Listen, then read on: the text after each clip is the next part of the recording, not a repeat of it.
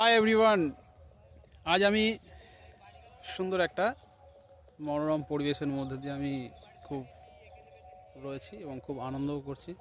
তো অন্যান্য দিন অন্যান্য খুব টেকনিক্যাল ভিডিও এবং অন্যান্য ভিডিও দেই, বাট আজকে একটা খুব সুন্দর এনভায়রনমেন্টে আমি রয়েছি। সেটা হলো গিয়ে একটা চাকদার ক্ষেতে। ক্ষেত মিন্স সবজি ক্ষেত, এবং তার মধ্যে বেশ বড় সড়ো একটা জায়গার ভেতরে সবাই দেখতে পাচ্ছ যে এখানে কৃষ্ণ গাঁদা, যেটাকে আমরা বলে থাকি, সুন্দর গাঁদা ফুলের চাষ করা হয়েছে। অসাধারণ অসাধারণ, প্রায় 1 বিঘার উপর জমিতে মানে চাষ করা হয়েছে। মানে আমি একটু দেখাচ্ছি, অসাধারণ অসাধারণ অসাধারণ, খুব সুন্দর ফুল ফুটেছে, খুব সুন্দর।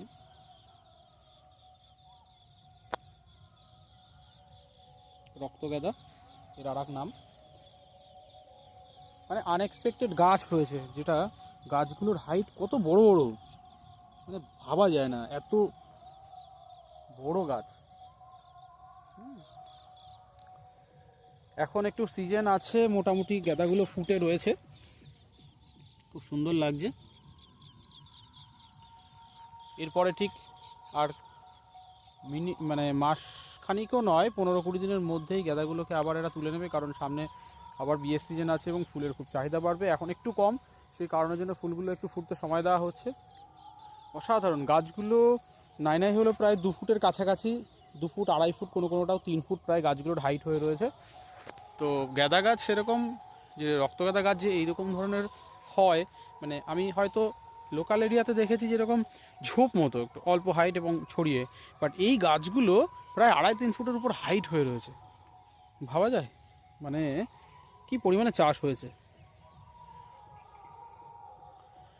তো তোমরাও এটা উপভোগ করো, যারা যারা হয়তো এই পরিস্থিতিটাকে হয়তো কেউ নিতে পারোনি, কখনো পাওনি। তো আজকের এই মানে কি বলবো, মানে আমার মনে হচ্ছে না গাছে এর মধ্যে লাফ দিয়ে পড়ি, এবং তো সেটা তো সম্ভব নয়, কারণ আমাকে সে পিটাবে। ওয়াও ওয়াও ওয়াও ওয়াও, তোমরা উপভোগ করো। জাস্ট সূর্যটা এখন ঢলেছে, ওই এক বিন্দু গাছের ফাঁক থেকে দেখা যাচ্ছে, সূর্যটা সবে ডুবেছে।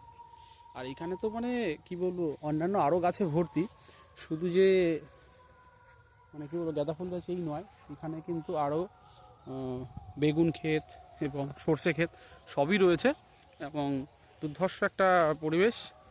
তোমরা চাইলে তোমরাও, যারা যারা এই ধরনের পরিবেশটাকে পাওনি, তাদেরকে আমি ভিডিও আকারে আজকে একটু অন্য স্বাদের ভিডিও আমি আপলোড করছি, বাট আশা করি তোমাদের ভালো লাগবে। এখানে একটা অসাধারণ, মানে কি বলবো, এই যে দৃশ্য, পাশে সর্ষে ক্ষেতের হলুদ হয়ে রয়েছে, তোমরা দেখতেই পাচ্ছ। তো চলো সর্ষে ক্ষেতটা একটু দেখে আসি, এবং এটা ভালো লাগবে। সর্ষে ক্ষেতটাও মানে খুব সুন্দর একটা মনোরম পরিবেশের মধ্যে, এখানে না কোনো পলিউশন আছে না কিছু আছে। তো যাই হোক, বেগুন গাছ প্রচুর পরিমাণে এখানে বেগুন হয়েছে, কিছু কিছু দেখলাম তুলে নিয়ে গেছে। চলো আমরা সর্ষে ক্ষেতের আর একটা আমি ভিডিও এর মধ্যে ইনক্লুড করছি, আমাদের আশা করি খুব ভালো লাগবে। এখানে পাঞ্জাবি শস্যই মানে পোতা হয়েছে, আমাদের নর্মাল দেশি শস্যগুলো অল্প ঘন ঘন ছড়িয়ে দেওয়া হয়, বাট পাঞ্জাবি শস্য যেগুলো আছে সেগুলো প্রায় 1-1.5 ফুট অন্তর অন্তর গ্যাপ দিয়ে দিয়ে লাগানো হয়েছে। বলছে যে এক একটা শস্যে 14 থেকে 15 কেজি করে একটা শস্যে গাছ দিতে পারে, আর এই শস্যে 150 গ্রাম, হয়তো ম্যাক্সিমাম 200 গ্রাম যদি হয়, তাও হয় কিনা সন্দেহ আছে। তো চলো আমরা কিন্তু শস্য খেতে অলরেডি চলে এসেছি, তো আমরা দেখতে পাচ্ছ, ওয়াও,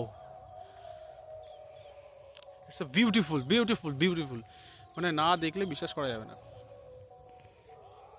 খুব সুন্দর সর্ষে ক্ষেত এখানে চাষ করা হয়েছে, অলরেডি বেশ কিছু ফুল ফুটে ফলও ধরেছে, তো সেটাই দেখানোর চেষ্টা করছি আমি। দেখো কিছু সর্ষে হয়ে গেছে, মানে ধরেছে সব, সেই জন্য ফুলের ঘনত্বটা অতটাও না বুঝতে পারলেও মোটামুটি বোঝা যাচ্ছে।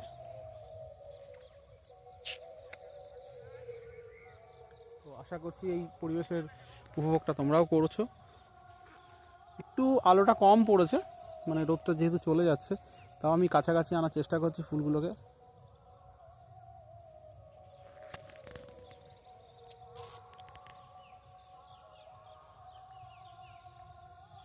ওকে, চলো টাটা।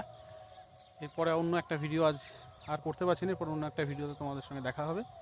তো তোমরাও উপভোগ করো আমার সঙ্গে। টাটা।